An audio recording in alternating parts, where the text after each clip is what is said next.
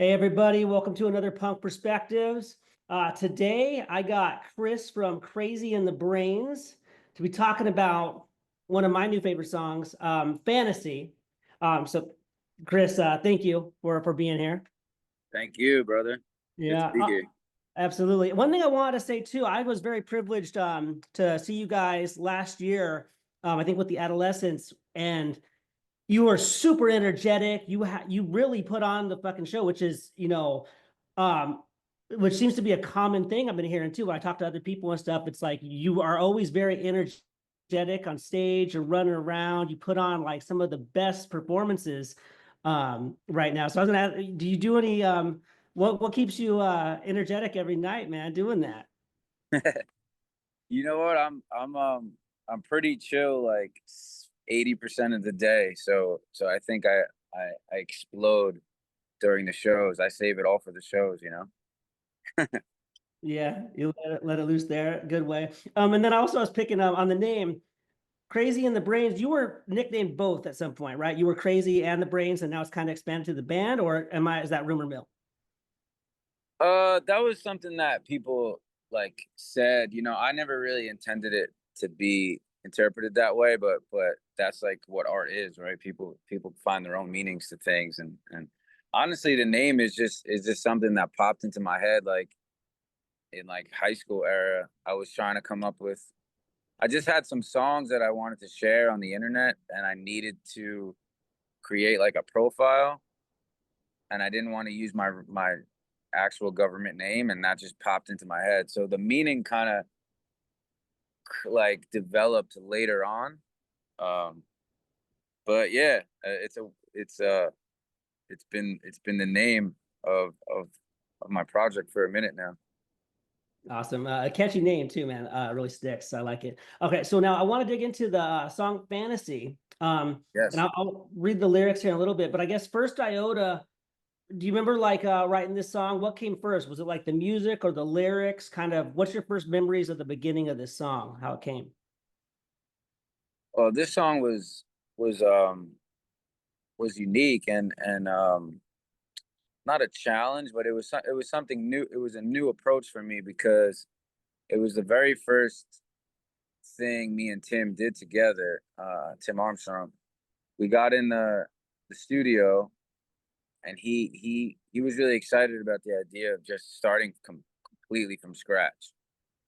So don't bring any lyrics you already have written down. Don't even bring any chord progressions or none of that. Just let's just jam together and improv and see what happens. So he started playing, I think like an E chord or something. I think he was rocking on an E, and then I came in with like another chord, and then I just immediately started just singing like whatever came off the top of the head, like freestyling, and the song built from there, which was really fun and it was a challenge, but also something I'm somewhat familiar with because I like to keep our shows spontaneous and leave a little room for improv there. I also come from the open mic scene where a lot of improv goes down, So yeah, this song was unique and I think I grew as a songwriter throughout the process. Holy shit. So a lot of the lyrics and stuff you kind of just was kind of on the cuff, like improv, make it okay. Yeah. Yeah, yeah.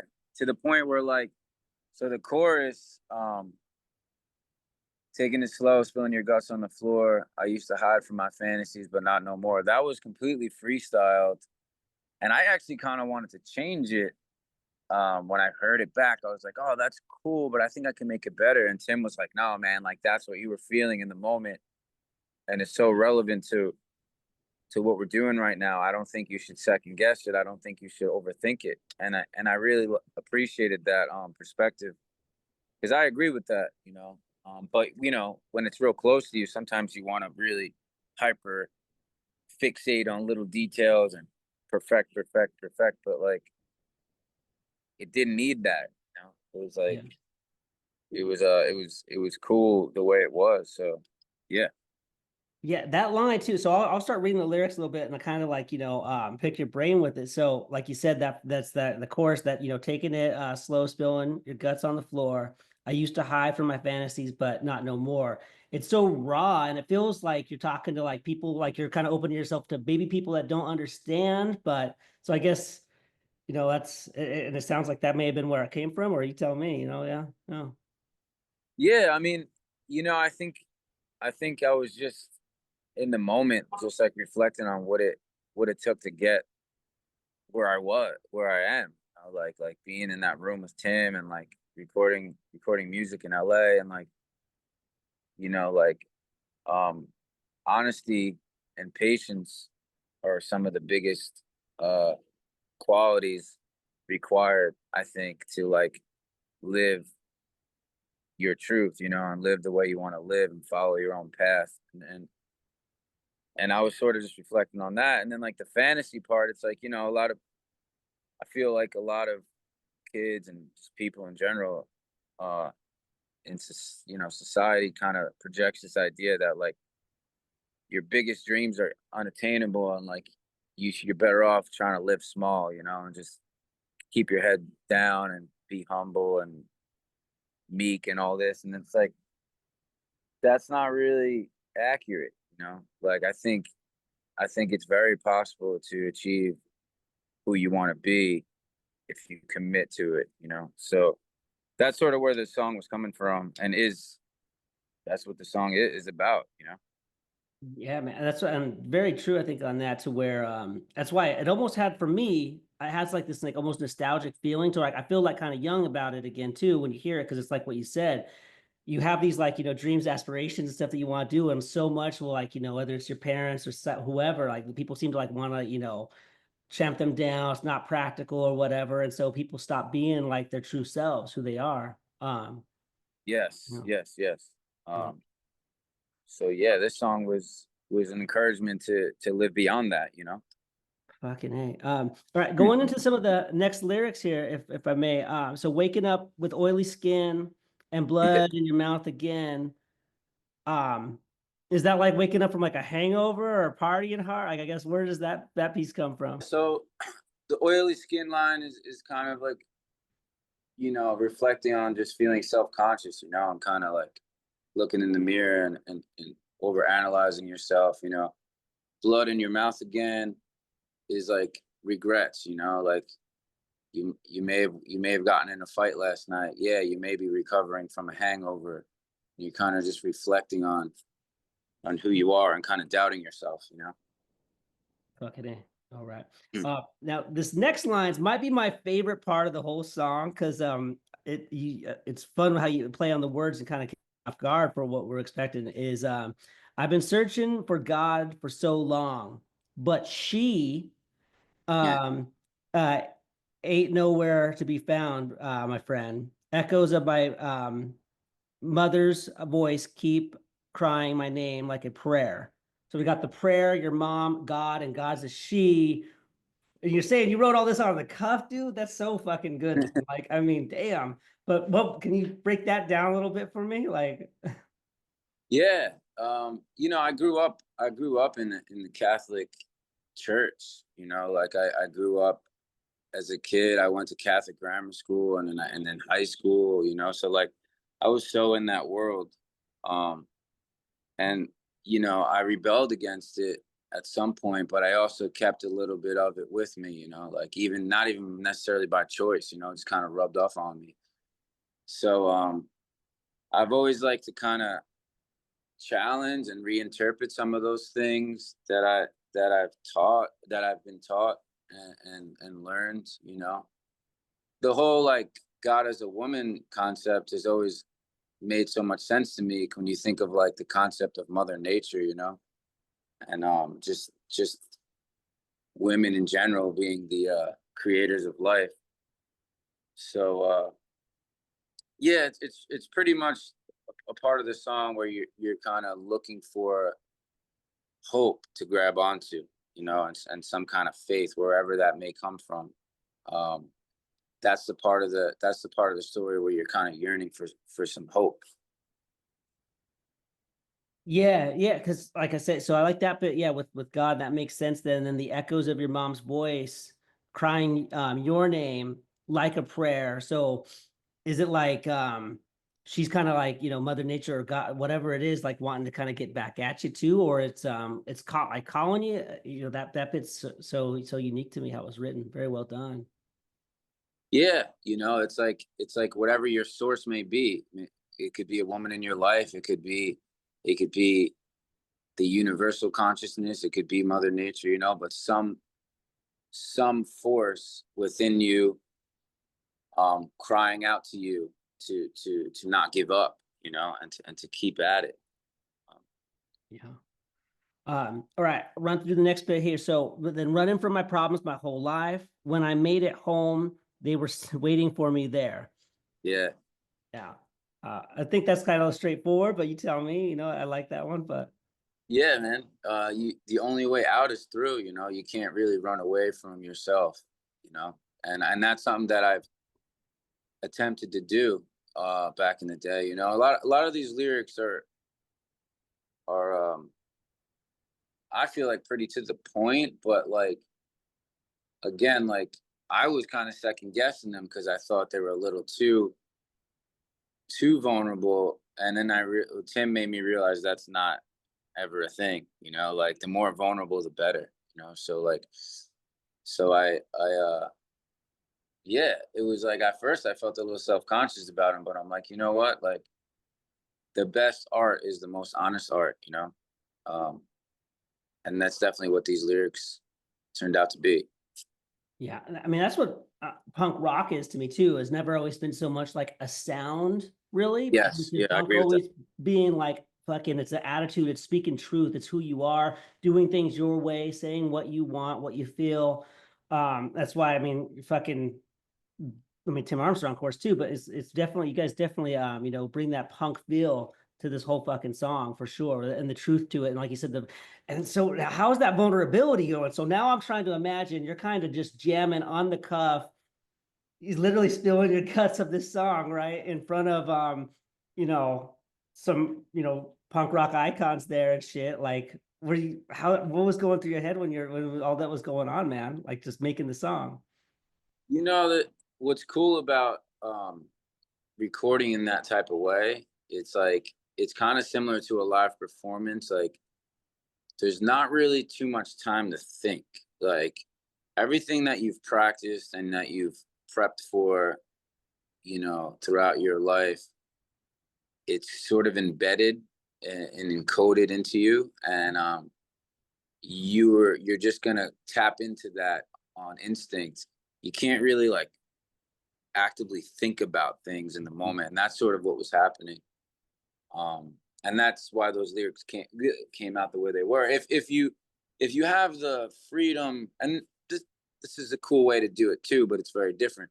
If you have the freedom and the comfort to record music in your bedroom with no outside pressure or influence or timeline or schedule, you could work on one song for fucking 3 years, like if but I don't really like to do things that way, and this was kind of even a more hyper laser focused approach um than even I'm used to. And yeah, there's not much time to go in your head and like and critique, it's just go go go. And I kind of really liked it.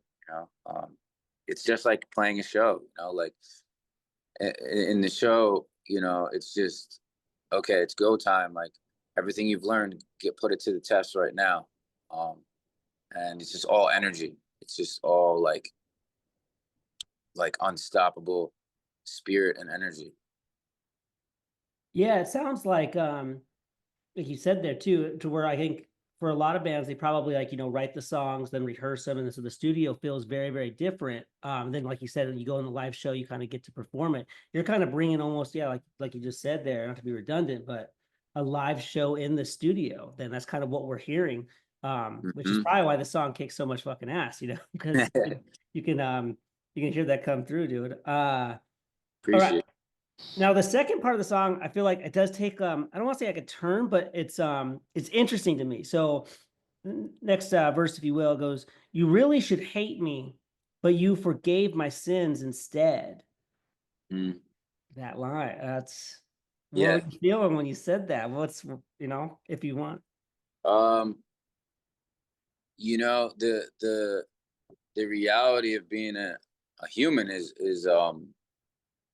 you're imperfect, and you mess up, you fuck up. And I've always kind of related to those type of people. I try to like speak to and for and with that perspective, because I feel like for a long time in music, it became really boring, where everything is about like upholding this perfect kind of flawless image, and nobody is that. Nobody is that, and nobody's story is without failure and without some shameful, or not even shameful, but like regretful moments. So it's like I like to speak on that, because I feel like when you hear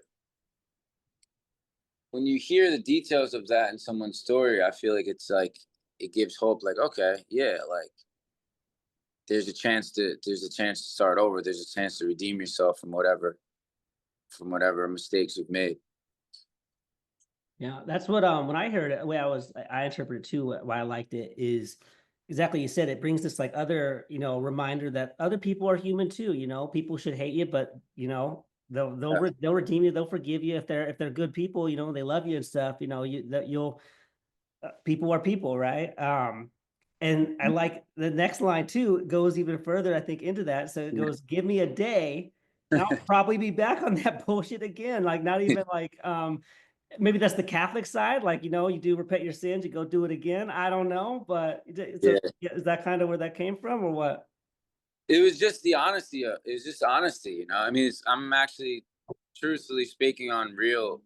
I was thinking of um, very specific moments in my personal life where, like, I've disappointed people, felt felt shame for what I've done, and then done it again. You know, and not in a proud way, but it's like sometimes it takes a few times of fucking up to really like learn from it, and not everyone's gonna have the patience and the care to forgive you more than once. Not and they're not you're not owed that either. It's just the journey of life. Like, um but that's real. Like, that's real. I think real stories are imperfect. Yeah, yeah. Again, that's why I think that there's that so much truth in this song from what it feels. Toxic traits piercing through like a razor blade. I didn't mean to act so dumb. You asked me to be honest. I saw the line and stepped beyond it. Yep. Yeah. Yeah. Yeah, I guess it just kind of reverbs and kind of just re-emphasizes everything we're kind of just we're talking about in that whole song, right? Yeah, I think that then it ends out, because I wanted to be someone you could love. It's like growing up feeling like you're not good enough, or you're not worthy. Sometimes the reaction to that could be to just lash out and to act out, and to say fuck it. Like, if you don't have faith in me, then I'm just gonna go towards chaos. I'm gonna go towards anarchy. I'm gonna go towards um toxic Yeah. behaviors. And working your way through that and working your way out of that. That's pretty much what I was thinking about during that verse. And yeah, like, none of this was like heavily thought about. It was like just feeling. It's almost like a therapy session. Yeah, and that's what I think. What was nice for me growing up too is, it was before like really like therapy or like self-help became more popular and stuff. I grew up in that 2010 Yeah. era, I guess you would have punk, late 90s too. And punk rock was therapy because there's so much truth to it. And then you get to hear this shit, and a lot of times you're playing things that I feel that's why I felt like when I heard this song, it reminded me of being young again, almost like because it just reminded me um it's just such a good song, man, and it brought all those feelings kind of back. A very strong truth I feel in this song, dude. So let me ask you this part. Have you now gotten to play this song live? Yeah, we started playing it live. As soon as it came out, we started playing it live. and Mhm. it's been great. It's been really fun to play. I'm always really the most excited about the newest songs, um, and this is definitely one of those. It's been killer. Yeah, dude. So that's awesome. That's awesome. I was gonna say too. So now I've been like looking a little bit. Your band's kind of, you're the other night you were with like singing in front of like how many people singing with the Bouncing Souls and such. And Yeah. um, what's the feeling like though, differently from being like in small venues, maybe 50 to 100 people, and then playing bigger shows? Like what's the difference there for you playing? I started solo playing, just myself playing open mics. So those shows were, I considered them shows back then. They could be actually completely empty, or they could be you could be playing as a sound guy, or you could be playing to like a room packed full of drunk tourists, or artists or whatever. So like that's where I got started. So then from there it was like basement punk shows and parties, and like now to be in the to be in the position to get to play to like thousands of people. I'm not really phased by it. Like I'm not even on some cocky type shit. I don't mean it like in an arrogant way. It's just I've been doing this since I was like a young teenager. So like Mhm. I grew up in it and with it. So like when I get out there with and play to big crowds, it's the same energy. It's the same energy it always has been. Um I mean, we played with No Effects on one of their last shows. I will say that was a moment where I was like, damn, like this Their is final tour, right? it, yeah, Yeah. but it wasn't even so much so about the size of the crowd. The size of the crowd was crazy. It was very big, but it was also the emotion behind it because it was their last show, so everyone was on 1,000, like for from start to finish. Like as soon as doors opened, the crowd was maximum intensity, maximum enthusiasm. So that hit that like I don't say it shook me, but like it was like, whoa, this is Made big. you, yeah, it stopped you for a second, right? Yeah. It did, but my excitement for and my passion for performing is just it's on a spiritual level. It's like it can't be contained. So like yeah, small crowds, big crowds, massive crowds. I bring the same heart and energy no matter what. Yeah. What's that like? So I guess what were some of the punk bands, or even if they weren't punk bands, but just I guess what was the music that really influenced you and got you into music and that you played over and over when you were, growing up? Rancid was a huge band for me. Uh, I mean, one of probably as far as like '90s punk, like the biggest influence, Rancid, then Op Ivy, all of Tim's bands, Op Ivy, Transplants, Lars's bands, Lars Fredrickson, and the Bastards, and all that. The Hellcat compilations really opened up a whole new Give them the world for me. boots, right? Let's To give give them them the the boots. boots, Oh, yeah, they were like $5. And that introduced me to like proper ska and cool different like subgenres of reggae, and then like they had the Business and Dropkick Murphys and all these yeah. other like sectors of punk. I mean, separate from that, um, I was very very into rap and hip hop before I even found punk. Mhm.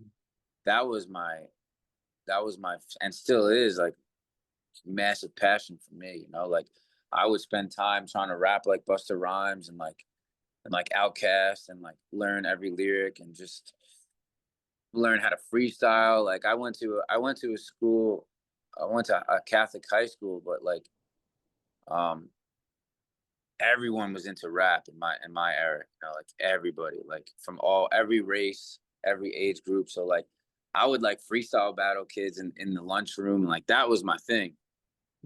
Um, So that had a huge influence and still does. And even going further back than that, when I was like a young kid, it was like singer-songwriter stuff, like Tracy Chapman and Alanis Morissette and Bob Dylan and the stuff my mom was listening to.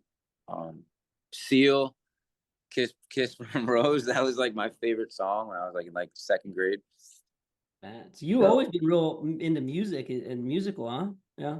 always. I mean, I was always into music and performing. Like I would like put on little shows for my family and like sing and dance to CDs. But I wasn't really like an instrumentalist or like a musician like that till later on because no one really encouraged that for me. Like in school, no one really considered me as like worthy of that, you know, or like I found that through punk, and punk really gave me the idea that, oh, I can have a shot at this, you know? Because that's what punk's about, you know, like it's inclusion, you know, it's like, yo, this is for everybody. And that's one of the strongest and most powerful things about the punk rock community is like it allows everyone the opportunity to have a voice. Yeah, man. And that's what I go back to, like we kind of mentioned it earlier with like, punk's not so much like a sound. It was like this attitude, like you said, inclusion, family, and those the give them the boot comps. I remember, like you said, it was such a variety of fucking song. Like there's a band with bagpipes, Dropkick Murphys. I'm like, what the fuck? Like, there's bagpipes in this shit. And then, and that's what I like about your band too. You have a lot of the xylophones, right? In Yeah. there. It sounds real good. So I guess let me go on to this though, listening to those bands and stuff like, that helped get you into music. And now here you are touring with them, working with them. Like, Yeah. what's that? What I try to explain to someone that is also a huge, fan of punk rock and stuff like that. Like, how would you explain like that? That feel. I think it just confirms the reality that if you can see it and you can visualize it and you believe it, it will happen. You know, because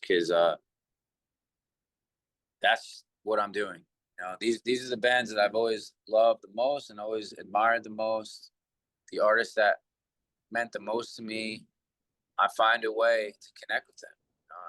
You know, and I don't focus so much on like the when or the how really. It's just a belief that in in the reality that it will happen. You know, and just coming at everything with a level of pureness and gratefulness and like insane passion. You know? I don't take it for granted. Every Bouncing Souls, Rancid, I mean, even the back in the day, like the first band that ever took me out and gave me a shot was the Slackers. Vic Rosario. I always mess up how to pronounce his last name, even though I'm like friends with him now. I just call him Vic. But Cool, dude. yeah, Vic was the first person to take me out and give me a shot opening for the Slackers. Like that was a Hellcat band, you know. Yeah. So yeah, I don't take it for granted. Iggy Pop, like getting to talk with Iggy, like every moment is cherished. I don't take it lightly because I still feel like I'm 12. I feel like I'm 12 years old. Like I remember I met Joey Ramone's mom, and I was just like, "Yo, like your son's music saved my life," And she started crying because she couldn't. She was like, "I can't believe kids this young are still affected by my son," and I'm like, "Dude, like, I mean, I would come home from school and just blast the Ramones anthology from start to finish, 33 songs on max volume, like, and that's how I got through, processing a crazy school day, like, so yeah, I don't take any of it lightly or for granted. I appreciate everybody in this crazy punk rock world. Yeah. That's why I noticed too. It feels like you're always very much like just in the now and in the moments and stuff, which is probably why you put on some of the best fucking live shows, I've seen, in a good minute to where you're just jumping around. You have so much energy and stuff. It feels like you are really there with the crowd in the moment. It's not just another routine for you. You're legitimately having fun. Oh man, trust me. sound guys hate me because I'm so in the moment. I always go over our set time. Because I not on purpose, not even on some rock star shit. I forget what's happening. I'm just like going. At the show on the weekend, I look over and I'm friends with the sound man. He's a great dude. He's looking at me. He's like, one song left, one song. I'm like, oh shit, I thought we just started. Like I'm like, I lost track of time and space because I'm just wiling out. But yes, being in the moment is important. I try my best, and it's not always easy. Technology is begging us to submit to you know its demands, but I try my best to be in the moment. Yeah, dude, that's awesome. All right, just I want to go back to fantasy a little bit. The music video portion. Yeah. Um, it's filmed in a mall. Is that out in New Jersey where you're from, or I guess where was that and whose idea? Just kind of give me the The scuttlebutt. the fantasy video is we actually filmed most of it. Well, a lot of it is live clips from the past like 6 months of touring and playing shows. And then the rest is us in Las Vegas actually, because we were doing punk rock bowling when that song was about to drop. Um so Dan, shout out to my boy Dan. He's been like documenting us for the past 2 years. Um he came up for the trip and just filmed everything, every single moment. We really wanted to like use this song as an opportunity to showcase who's in the band right now, because like I said, the name Crazy in the Brains has existed for a minute, but I've played with dozens and dozens of people. Like like the band has changed and evolved so much over time, and the crew right now is the strongest and my favorite lineup that I've ever played with. Anya, Gayla, Zach, Rob, my boy Ernest. Um, so we wanted to use this opportunity to be like, yo, let's show the Avengers, in all their glory, and get people familiar with like who we are, because everyone knows me, but I want people to know the rest of the crew too. So that was the thought process behind the video, just live shots and us wilding out in Las Vegas. Fucking A, I love it. When's the so we got like a lot of these like when I go on Spotify and stuff, we got a lot of these like kind of singles and stuff coming in. Are we gonna have like a full length soon? Is that in the work? When can Yes. I'm actually in LA right now. Well, no, I'm in Sacramento right now. I'm going to the studio to work on more of the songs with Tim, and we're compiling as many songs. We're gonna keep compiling songs till we feel um it's time to drop an album. We're gonna keep dropping songs and releasing songs like every month till the end of the year, and sometime soon after that there will be a full album.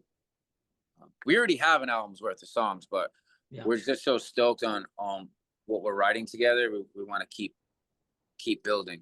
But new songs will be coming every month, and sometime in the early new year there'll be a full album. Okay, sweet. That answers that then. And Yeah. label wise, then is it gonna be? The first, there will be a single coming out on Hellcat Records. That's going to be coming ASAP. I don't have the exact date, but very soon. Um, so yeah, that's all I know right now about that. But we're figuring it out. We're working it out. First priorities is the music, Mhm. getting the songs together, just creating, because we're so stoked right now about what we're making. We're like super focused on that. But there will be a single coming out on Hellcat Records, I think like next month. So Okay. yeah, That we we're can so, buy, like actual get like, because I'm old school. I like my CDs, my vinyl.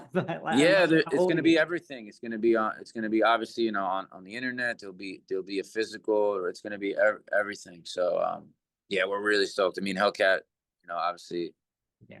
we love Hellcat Records. We we grew up on them. So to be working with them is very awesome. Yeah, I mean, I think people don't, get like too, like them putting out I mean, Punko Epitaph did it too with those Punkorama comps and shit to where Yeah. there wasn't internet, it wasn't Spotify. It had fucking, you would find so much music through those things. So, they were a godsend, really. Yeah. Yeah, thank you for talking about fantasy. And Yeah. you can bring on this song.